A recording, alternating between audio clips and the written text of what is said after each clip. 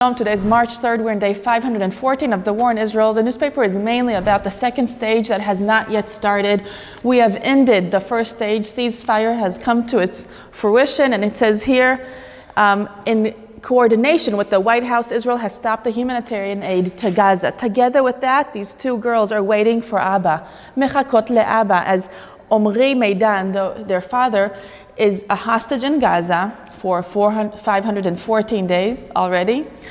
And he is listed on the hostage release deal only in the second stage, and that has not yet happened.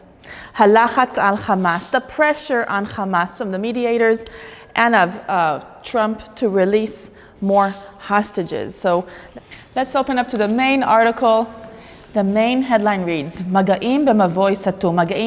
Maga'im means talks. It literally means maga. Well, maga means touch. And when you add the yud mem in the end, it's touch in plural, maga'im. But in this context, it's talks in a dead end. Shlav aleph shel ha'Iska histayem. The first stage of the deal, hostage release deal, has come to an end, and there's no negotiations yet over the second stage, but the fighting in Gaza hasn't been renewed yet. Hamas refuses to accept Witkoff's proposal of lengthening the ceasefire. This is after Steve Witkoff, which is of course the representative of Mr. President Trump in Israel. Steve Witkoff sees that there's nothing, we cannot come to an end of the war quite yet. Hamas and Israel do not agree on too many things, but maybe we can prolong the ceasefire, and this is his proposal, Mitveh Witkoff, Witkoff's proposal. It's the new proposal that Hamas refuses to accept, it says.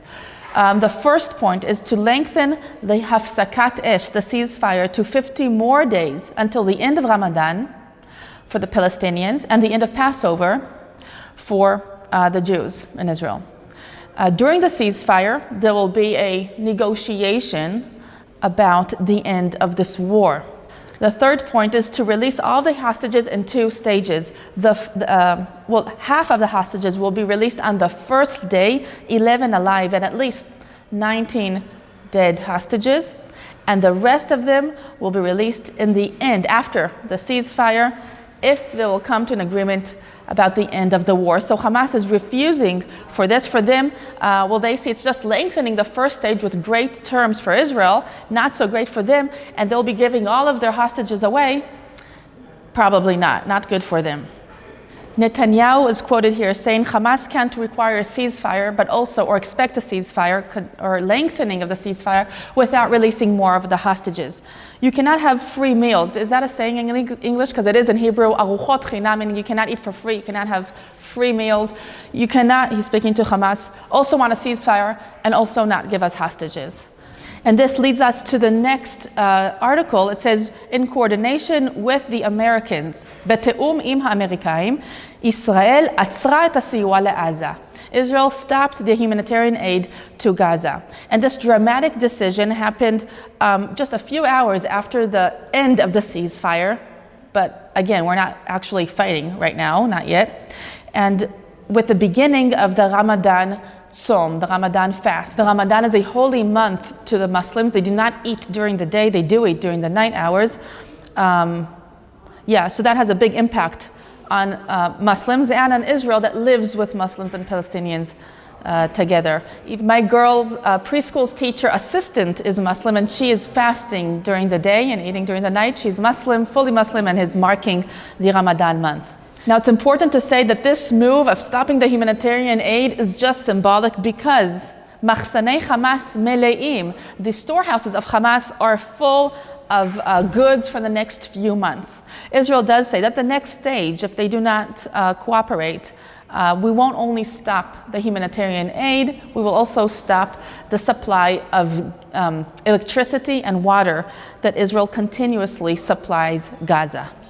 Now, why, even though it's a ceasefire, Israel did not start fighting again in Gaza? Here's a small explanation. Halechima mitakevet. The fighting is being postponed because Israel is hoping that in the next few days we will be coming to some sort of breakthrough, especially with Witkoff's arrival, hopefully on Thursday.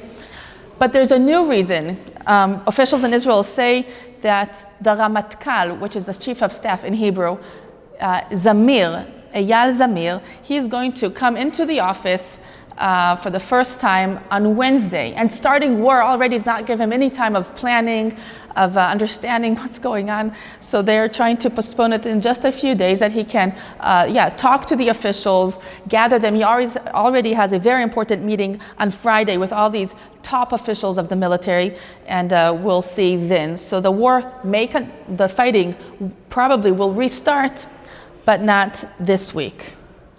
By the way, here's an update about Emily Damari reading Menatzachat, champion or winner. She was injured when she was taking captivity, shot twice in her hand, and did not go through good care in captivity. And here it reads that she just finished a series of complicated surgeries in Israel. Emily says, I embrace my hand, the pain, and the scars fully. For me, they symbolize freedom, tikva means hope, and power, koach. Down here, we read that some captivity survivors, Soldei HaShevi, this is new in Israel to call it Soldei HaShevi. Usually we read Holocaust survivors. So here we have a new term, the captivity survivors are on the way to a meeting with Trump. Zitzav HaSha'ah, meaning it is the call of the moment. Yes, it reads here that the Hanasi HaAmerikai, the American president, invited Eli Sharabi to the White House after watching a shaking testimony of his on Israeli media, which is, by the way, translated on All Israel News. You can find it on the show notes. We'll have a link down there linked to Eli Sharabi's testimony. On the flight, 4 other hostages will be released. One of them is Yair Horn. The other one is Omer Shem Tov, that was just released a few days ago, last Shabbat. Aviva Segal, who was released in the first stages, but she's married to Keith Segal, that was released not too long ago. So all of them will be going to visit Trump in the White House. Hopefully that will be a very meaningful meeting for Trump. As usual, something good to end with. Mashu tov lesiyum. Lesiyum is to end with, and mashu tov is something good. Achshav Shlomi tov. Now Shlomi is good. Shlomi is a little town up in the north of Israel, very close to the Lebanese border, that was completely evacuated after October 7th because of the war in the north. Shlomi literally means my peace, from the word shalom, right? So Shlomi means mine peace, so it's a play on words here. Now Shlomi is good, now my peace is good or is well. And it reads, Chana has been waiting for her toast with a cucumber and tomato and cottage cheese on the couch of her home in Shlomi. It is so Israeli. That's such an Israeli breakfast. Itai was in reserve duty for months, and finally now he's opening up a little bakery in Shlomi. So after the little Galilean town was netusha, was deserted for a year and a half, finally residents are returning to their home and are hoping for some quiet. Here is Chana, 71 years old.